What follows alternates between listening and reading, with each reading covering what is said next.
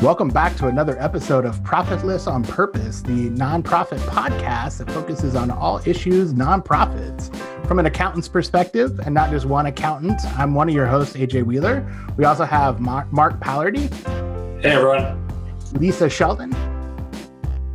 And Tammy Hess. Hello. So we have a great show for you guys today. We have 3 articles, one about reasons for leaving a nonprofit and how a nonprofit adjacent for-profit company can be just as rewarding. An article on fundraising, how it can't be your only source of income in your nonprofit, and investments in social impact companies, how to make your investments do social good will be our 3rd article. And then we have our roundtable discussion on the executive committee of boards. All right, so the article I have for this week is How I Left the Nonprofit Sector for Good, #no regrets. And so essentially it's a blog post from Katie Sue Fisher, an operations manager, and it kind of leads through her journey of how she was in the nonprofit sector and left. And so the basis of the article is, essentially she is fulfilled outside of the nonprofit sector by being in a new role that is nonprofit adjacent, you might say, or in an organization that kind of serves the greater good as well as a for-profit business. But I thought what was interesting and what she highlighted was the reasons why she left the nonprofit sector. So I'll go through kind of the list she left and then kind of get your guys' take on it. So it's hard to make a difference if you can't make a living. And she highlighted the fact that often nonprofit, if you work in a nonprofit or work in the nonprofit sector, you're usually underpaid from your for-profit counterparts. So she said she lived paycheck to paycheck, when she was working at nonprofits. There are benefits to having good benefits. One thing we've mentioned on the show before is that even though you're getting paid less, you usually get more benefits and more opportunities at a nonprofit than you would at a for-profit. So health insurance, PTO, retirement savings accounts, stuff like that is available at most nonprofits when you sign up. Usually the benefit package tries to outweigh the lower wage. And then there's something to be said about job stability. So she really talks about having lots to do and not enough time to do it in, or not enough resources to do it in, and it leads to burnout. And I'm not so sure that that's just nonprofit specific, but always overworked and always behind. It was kind of her tagline for that one. And so then she kind of goes through her thought process of how she knew it was time to move on from the nonprofit sector. And I think that's a personal choice for everybody. But I thought what was interesting about the way she wrapped up the article was, and I don't know if our panelists or even our listening public is aware, there's for-profit kind of ventures that deal in nonprofit issues. In fact, on our sister podcast, Noob, we had a for-profit health recovery and addiction place that was an actual for-profit as opposed to nonprofit. And there's the B corporations that are out there that are, corporate entities, but they assign to a social good, not just the bottom line. So I'd kind of like to get your guys' take on the article and whether she was maybe off base with some of her assessments of why she left, or if you have anything to say kind of on the for-profit side, as her musings about that was kind of she left for more money, essentially. I think she sounds like a typical, like, was she 30 something? And, I don't know how many jobs how many not-for-profits did she work for? 4 of them before she actually left. In the not-for-profit world, you're going to be stuck working late hours, especially if you're in a fundraising role. You're going to be going to events. You're going to be doing those kinds of things. It's kind of what you get when you go there. So, there are a lot of reasons to leave a job, and her reasons kind of sounded valid, but that you get that anywhere, right? I mean, I've left jobs in the for-profit sector that for the same reasons. So, I'm glad she found herself a job in a not-for-profit adjacent sector and is happy where she is. I just think that sometimes, we tend to make it sound way more horrible than it actually is, right? And so I don't know. I wasn't overly distraught for her at any point, I guess. Yeah, I think part of the challenge is for any employer, whether it be for nonprofit or for a profit company, is how to attract and retain employees is really difficult because you have it's difficult to be able to make everyone happy for all, whether it be with incentives or with benefits, with the type of hours, the type of all that kind of stuff that rolls into a package that someone's looking at. But I think typically what Lisa said, a part of working for a nonprofit is that you are working because of what that nonprofit does or supports. You're helping with that environment. So I think that there is that kind of consideration as well. But at the end of the day, people need to think about how they are attracting and retaining employees that want to work for the organization. And it can't always be one thing or another. I found that in most cases, people don't leave because of one reason, whether it be because of salary or because they don't have enough PTO or because of the benefits. It's usually a collective of things. Said differently, the reason why people may stay is because they have such a tie to an organization that they want to stay in lieu of some of those other perks that you may get somewhere else. So when I was reading this article, I was thinking maybe said differently for that person who was writing it, what could that organization have done differently to have her want to stay and really be part of that organization? Yeah, I agree. I mean, I agree with what everybody has said here. I think one of the things in the article that she posited, though, was that benefits weren't very good at nonprofits. And that kind of goes against what the usual model is. Like, your pay might not be as good, but your benefits are pretty good. And that's going to largely go on the size of the nonprofit and how much funding they have and where the sources of income are coming from and if they value their employees. And I think, having worked at a nonprofit for a number of years, I can say that a large part of being there was to be part of a community that believed in a larger mission. And if I'm somebody off the street who's going to get a job at a nonprofit because it's a paycheck, then sure, I'm going to find faults in the system. But if I really believe in the mission and I believe what they're doing, to me, there was a sense of camaraderie and community in creating something bigger.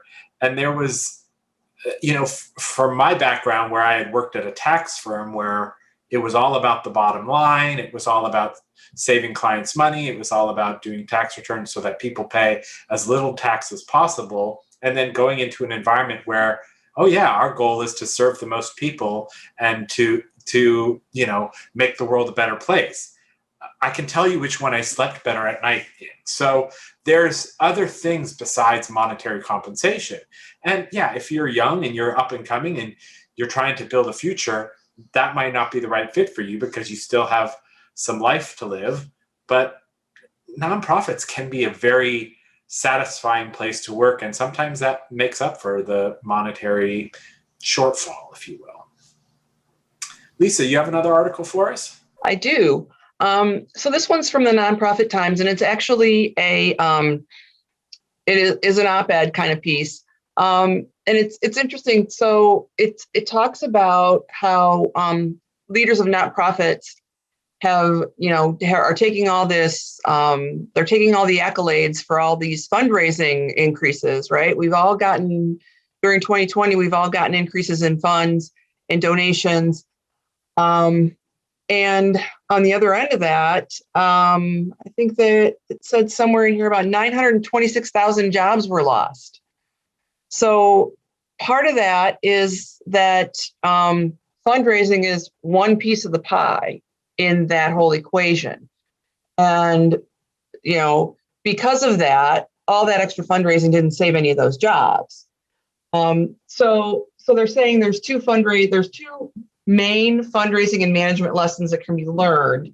Lesson number one is that Americans will respond when they see a crisis. And lesson number two is that the sector can't live on fundraising alone.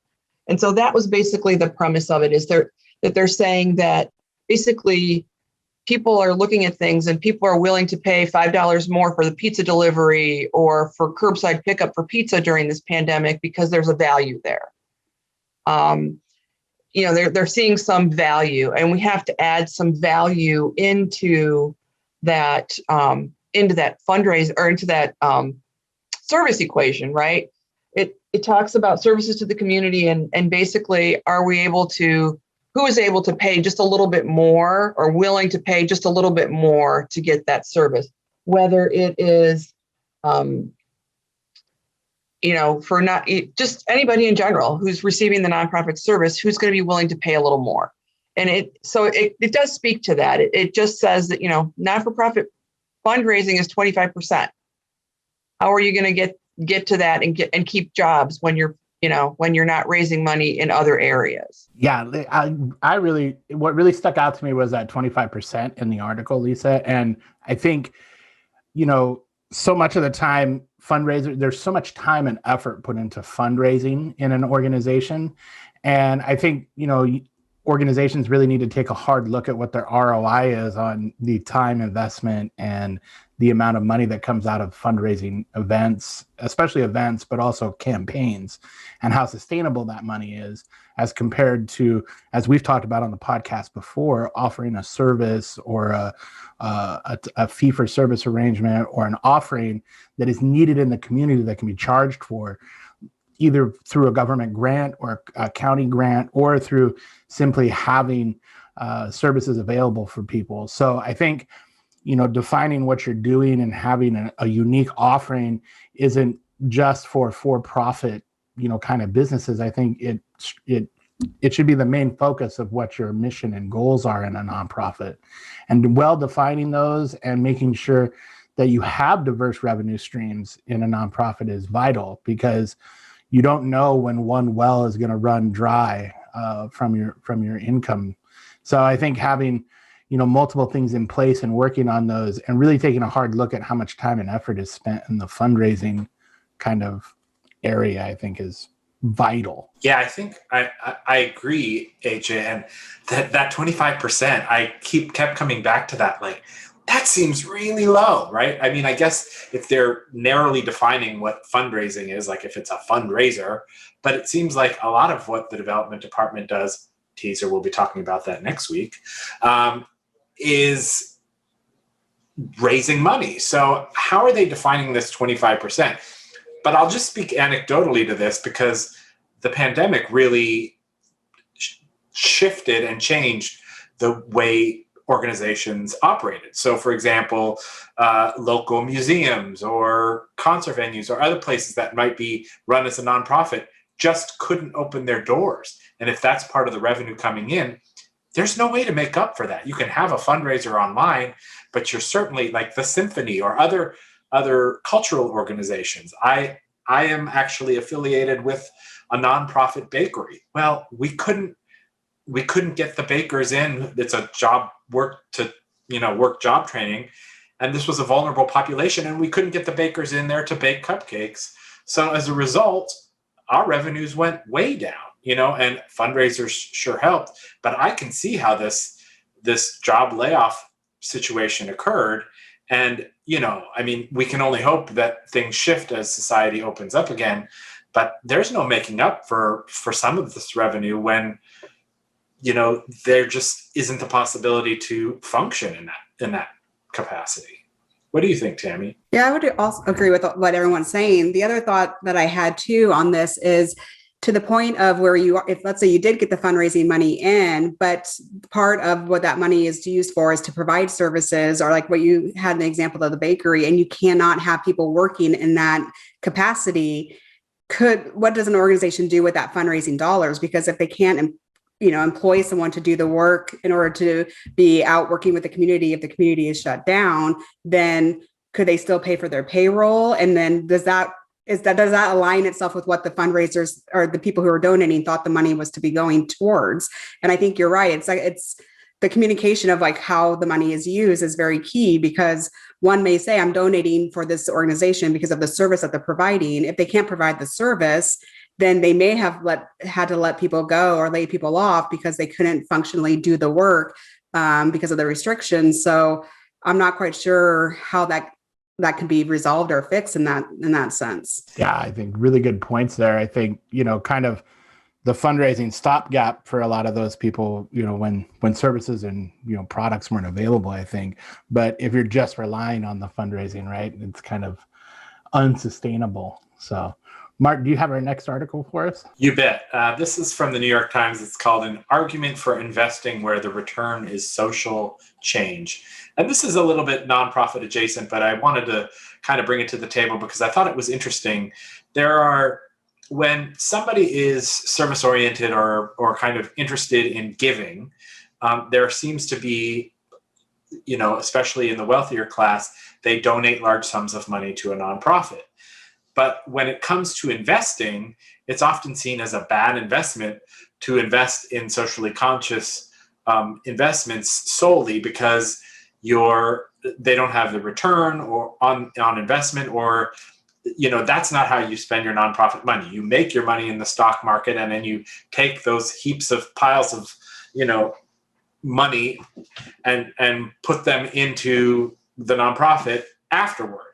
And so this article posits that if you can instead start thinking about investing in a middle ground, which it calls impact first investing, then maybe you can initiate change while you're investing as well. Maybe you can make a difference. And they bring up several examples of ways of doing this. A lot of them are like farms in third world countries where you can invest in a farm and see the returns come in and the impact that you're having as people become self-sustainable and people can have more things coming towards them. Now, I don't know when I'm giving for a social cause if I'm expecting a return. And that's maybe what rankled me in this article. Like, maybe there is a place for the two disparate worlds of making money on one hand and giving and donating on the other. Why do I need to have it combined? I know that there are certain companies like Kiva. I don't know if you've heard of Kiva, but they do microloans to people in third world countries so that, maybe a woman in India can get a sewing machine and start her own business, or, these types of transactions. And you can basically loan them the money, make interest on the money, but you can also opt to give that interest right back to Kiva and have them invested in a new loan. And so people are paying a low level of interest, and it's it's definitely fulfilling a need in the community, but it's also giving you that nonprofit feel. So I don't know. I feel a little torn on this one. So that's why I brought it to the table. I'm curious what some of your thoughts are. I was really interested in this because I think that a lot of times we are moving into this new world where people want something in return for whatever they're doing. If they're donating, they either want that cute blankets about the organization that they donated, or free something that they're getting. So they're always getting something in return. And the same thing in terms of if you're providing a loan and you're getting the interest, and then you can decide that, I'm still giving the money, I'm still, doing good, but I'm still getting something in return. I don't know if that addresses some people's needs to feel like, yes, I want to give, but I also want to get something back, or whatever happened to donating just in terms of giving it to the organization and not expecting anything in return, except for maybe a thank you.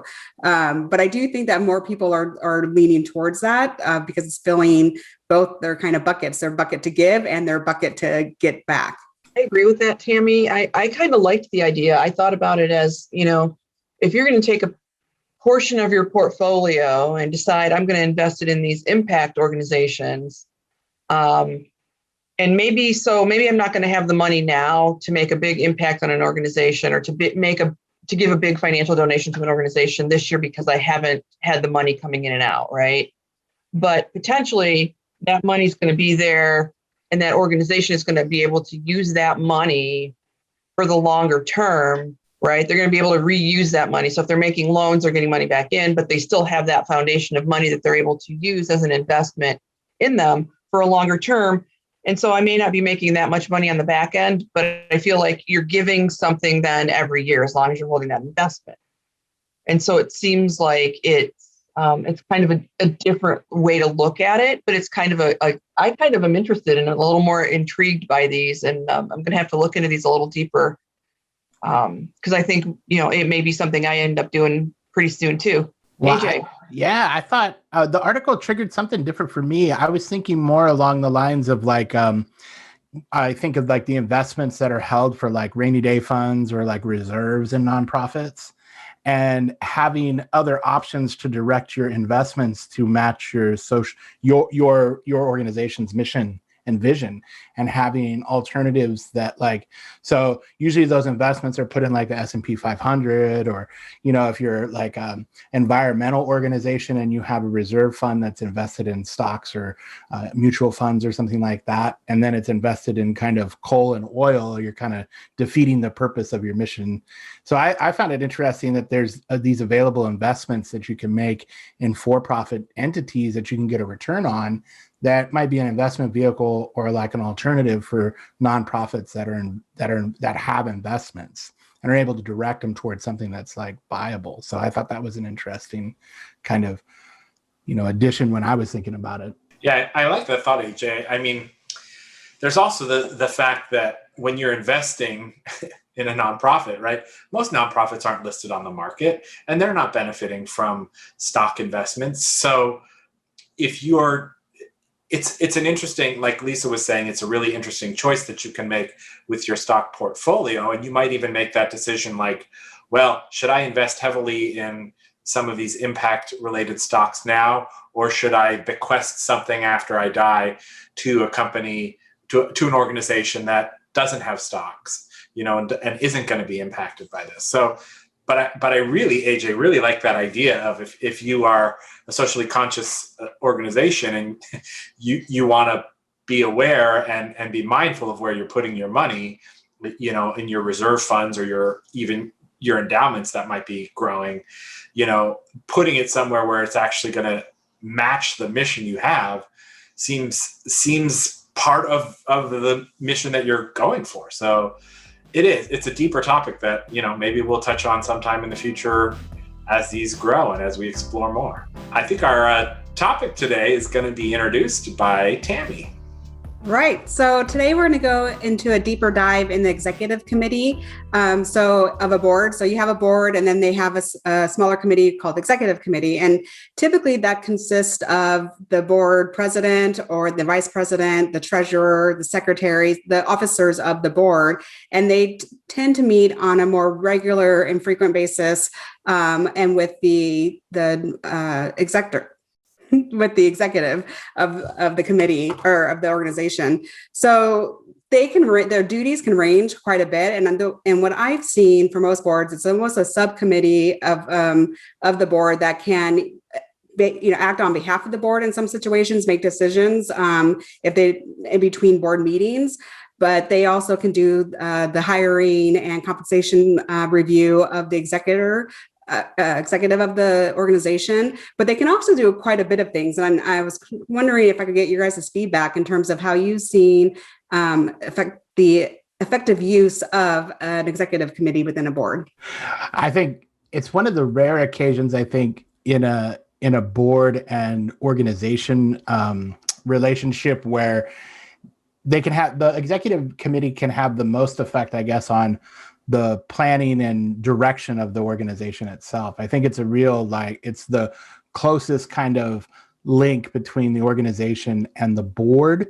Normally you get into the really nitty gritty around, programs, finance, or not necessarily finances, but financial compensation for an executive in those committee meetings.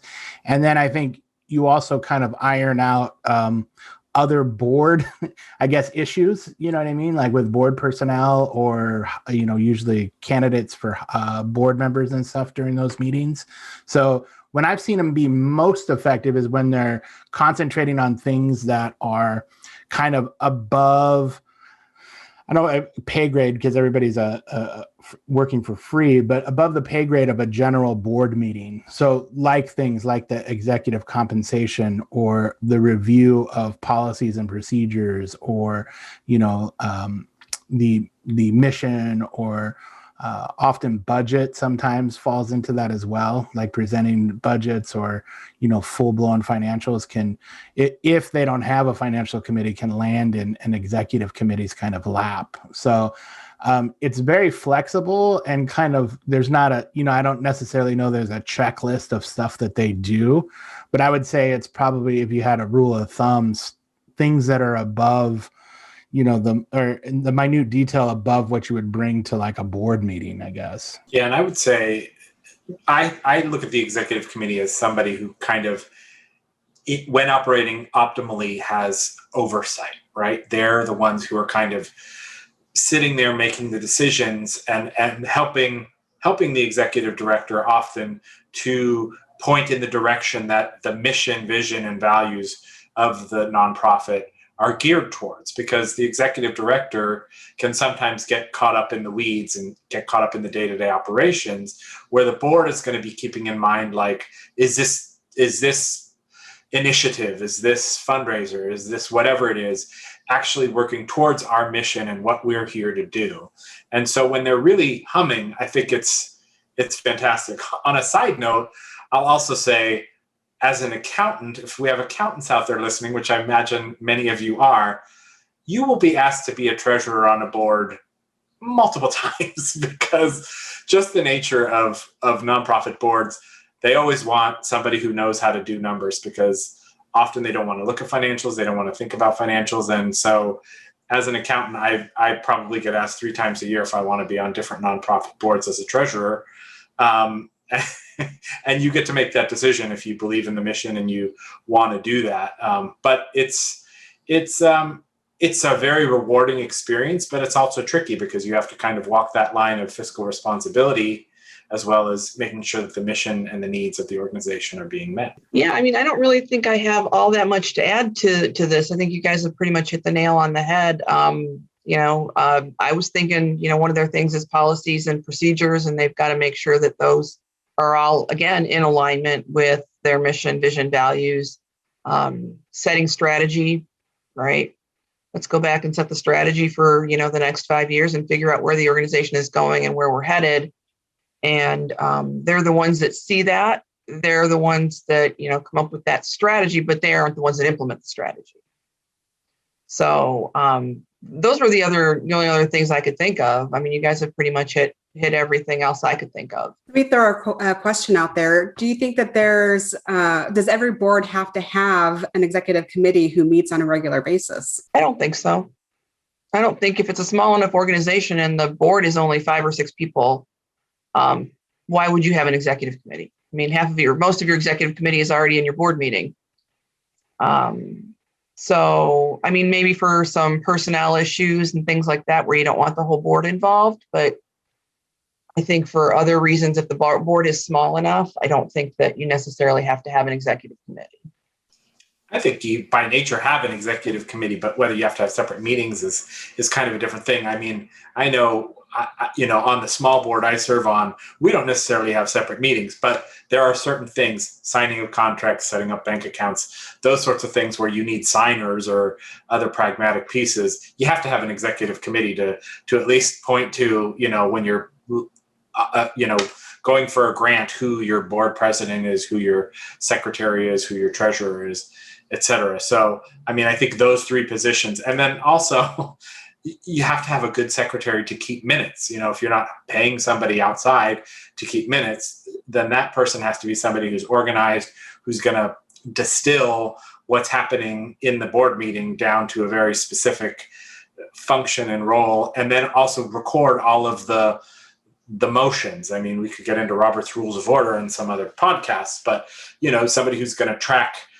the yays and the nays and the abstentions and all that, so that when it comes time to look later on and see what has been agreed to, it's what happens in the board where the rubber meets the road and the organization truly follows the guidelines. Yeah, but I'd say that, well, first of all, check your charter just to make sure you don't have to have an executive committee.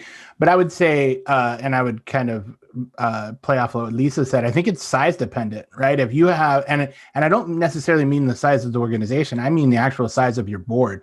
If you have a board with, say you have 5 people in that executive committee, secretary, treasurer, president, vice president, executive director filling in, in there, or add in, any other high level officer of the board. If you have, 6 board members total, you probably don't need an executive committee meeting. But if you have more than 10 then I would say, yes, definitely you need a meeting outside of that. I don't know how regular that is, probably if you're in the 30 person range of boards, you probably do need a regular executive committee meeting. But if you're, if you have just 10, is that every month? Do you meet more, or do you have the executive committee meet 30 minutes before or 30 minutes after the normal board meeting? I think that's a like organization by organization case, and also, financial and mission sensitive kind of topic. If you're in the dredges of, subpar funding and all that, I think your board has to be that much more involved, just as if they were in a for-profit, if you were going belly up. But when times are good, right, and everything's flowing on all cylinders and you've addressed the issues, is there the necessity to meet, because you don't want to waste anybody's time. Is there enough to talk about? So, I would say first, you probably scope it by number of board members, but then I would also say you scope it by the number of issues that need to be discussed that are pertinent, and vital, that need to be discussed outside of a general board meeting, to really give you an idea of how often that should happen, if it should happen at all, I guess. I agree with all of those things. And I also think that in terms of looking at helping shape the time and the meetings that you have as a full board, the executive committee can really help define that. And like to AJ's point, if you meet, 30 minutes before a board meeting, you can say, here's the topics that we really want to focus and we want to address, and kind of get all that kind of clarity out before you actually go into the board meeting. Because that way, either you only have a certain amount of time that you have as a board in terms of the full meeting, as well as then really defining and avoiding those times where you're like, do I need to talk about this? Do we need to vote on this? You can hash that out in the executive committee and be really ready to be on point when you have the full board meeting, especially if it's 30 plus people. You want to make sure you're using the most effective time for those folks. Right. And I mean, I was just thinking that, I worked for a large not-for-profit, governmental not-for-profit. And in the state of Ohio, we have something called Sunshine Law, which means that all board meetings are open to the public. And so if there was sensitive information that they did not want anybody, that they didn't want to get out in the public, if there was something new happening or something, or, compensation, things like that, they would always adjourn to executive committee in order to do that, because the executive committee was exempt from that law. And so it's interesting, when we talk about it, but yeah, it's definitely something that, again, most not-for-profits probably need to have an executive committee, unless they're just teeny tiny boards, is my opinion, and kind of agree with what AJ had said. Hey, thanks for joining us for another episode of Profitless on Purpose, podcast devoted to talking about issues and some topics in the nonprofit sphere. Give us a like. Please subscribe if you're listening to us on a podcast, and give us some feedback on our Twitter @ProfitlessPod. We'd love to hear from you, and we'll bring up your conversation in a future podcast. Thanks again for joining us, and we'll see you next week. Bye. See you, everybody.